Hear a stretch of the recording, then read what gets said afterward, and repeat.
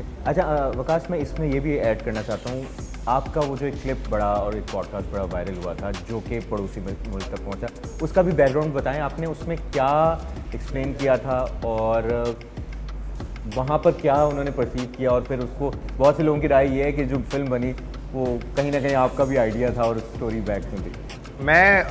मैंने उसमें कोई ऐसी इन्फॉर्मेशन नहीं दी थी जो कि हमारी थड़ों की गुफ्तगू ना हो।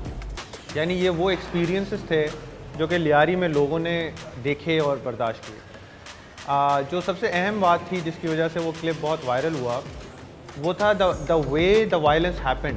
वो वायलेंस किस तरह करते थे। ये जो कैरेक्टर्स है, रहमान के दो फेजेस हैं। रहमान का एक फेज़ तो वो है जिसमें रहमान बहुत वायलेंट है, रहमान जो है बंदे मार रहा है, किसी के साथ क्या कर रहा है। लेकिन रहमान का एक और फेज़ जो लेटर ऑन जिसने उसको रॉबिन हुड का, लोग ने उसको रॉबिन हुड कहना शुरू किया, वो एक लेटर फेज़ है जिसके अंदर he started involving into politics. लेकिन जब वो अपने पीक पे था ना, तो कोई दूसरा सिवाय अरशद पप्पू के कोई दूसरा उसका राइवल नहीं था। दूसरी बात यह है कि जो इवन गफ्फार ज़िक्री वाली भी राइवलरी है वो बहुत लेट जाके शुरू हुई, लेकिन वो इतना स्टैंड नहीं करती थी वो इतना, रहमान की तो रेड थी, उतना स्ट्रांग है, रहमान की रेड थी भाई। रहमान ने फैसला किया कि हवाई फायरिंग लियारी में नहीं होगी, लियारी में नहीं होती थी, लड़कियों को कोई नहीं छेड़ेगा, लड़के खड़े हुए होते थे सड़क किनारे, कोई भी फ्लो, ये एक तासुर था आखिरी वक्तों में जो दिया गया था। लेकिन ये बात भी हकीकत है कि रहमान ने सियासी वर्कर्स को टारगेट किया, जो ख़ास तौर पे बलोच सियासी वर्कर थे, जो इंटेलेक्चुअल्स थे, इंटेलिजेंशिया थी। क्योंकि वो एंटी ड्रग कार्टल्स थे या एंटी ड्रग इकॉनमी के ख़िलाफ़ थे, तो उन्होंने रहमान को चैलेंज किया कि क्योंकि लियारी सर ओपियम ज़दा हो चुका था, तो इंटेलिजेंशिया को उन्होंने टारगेट किया। अब उस पॉडकास्ट में ये बात भी मैंने बताई कि ये जो वायलेंस था, अब अरशद पप्पू इतना वायलेंट आदमी कि वो अब दूसरे इलाके में, अरशद पप्पू लियारी का आदमी नहीं था, वो जहानाबाद शेरशाह का इलाका उसके पास था, पाक कॉलोनी इनके पास था, लियारी का वो कैरेक्टर नहीं था।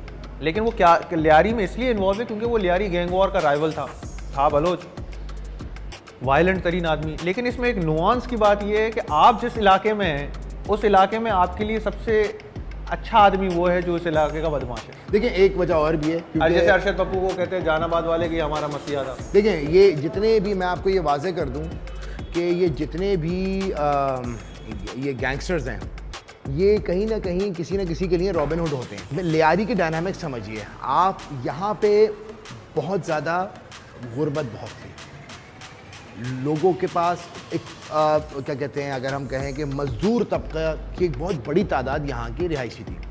बहुत मासूम लोग हैं, इनको अगर जो है ना कि लियारी के नाम पे आप नहीं, बहुत मासूम लोग थे। अब इसमें होता क्या था, रहमान हो गए या अरशद पप्पू हो गए, ये जितने भी इलाके थे ये बहुत ज़्यादा छोटे छोटे इलाके थे। इन्होंने सबसे पहले ये किया कि जो अपने गिरदो नवा के लोग हैं उनको भरना शुरू किया। देखिए हर चीज़, जैसे कि मैंने बताया, जब पेट खाली होगा तो बंदा कोई भी जुर्म करने को तैयार हो जाएगा। हाँ। उन लोगों को सपोर्ट, फाइनेंशियल सपोर्ट देना शुरू की, तो ये सारे शील्ड बन गए उनके लिए। हाँ। अब आप देखिए ना, कभी भी रहमान लियारी से तो गिरफ्तार नहीं हुआ। लियारी में लोगों ने रहमान को देखा ही नहीं था, घुसने की कोशिश करते। आज भी आप पुराने लियारीइट से पूछें कि लोग बोले कभी पुलिस आती थी, घुसा कोई भी नहीं था जब लियारी गैंग वॉर पीक पे थी। हाँ। लियारी गैंग वॉर में शाम में वही जैसा कि मैंने बताया, और ये अगर हम बहुत पहले चले जाएं, और ये कोई देखो नई बात नहीं थी उस दौर के हिसाब से भी, अगर हम बहुत पहले चले जाएं तो यहाँ पे अगर मैं गलत नहीं हूँ तो ये लाल मोहम्मद हाजी लालू के दौर की बात है। ये जहानाबाद में खाली ग्राउंड था, वहाँ पे एक वो लगता था, एक बाज़ार लगता था, उसमें सारे शहर के क्रिमिनल्स आके बैठते थे। पुलिस रेड नहीं करती थी, क्यों? सिक्योरिटी का पुलिस होती थी सादा लिबास में। तो ये टाइम भी, तो इन लोगों का जो कार्टेल था वो इतना स्ट्रॉन्ग बना लिया था इन्होंने कि और ये किस दौर की आप बात कर रहे हैं? मैं आपसे लेट 70s हाजी लालू, अर्ली 80s इस दौर की बात है। तो बताने का मकसद ये कि ये इन्होंने बहुत वो किया था लियारी में। अब तो खैर जब से ऑपरेशन हुआ है, पुलिस ने रेड कायम की है, रेंजर्स ने रेड कायम की है, लेकिन यहाँ पे अगर कोई SHO बाहर से आ रहा है तो जो बाहर बैठा हुआ जो संतरी है उसको अल्टीमेटली यहीं पर रहने जाए, उसका घर यहीं पर ही होता था, तो वो कभी भी नहीं भिड़ता था, वो हमेशा पुलिस वाला गैंग वॉर के साथ मिला हुआ होता था, हाथ मिला के चलता था।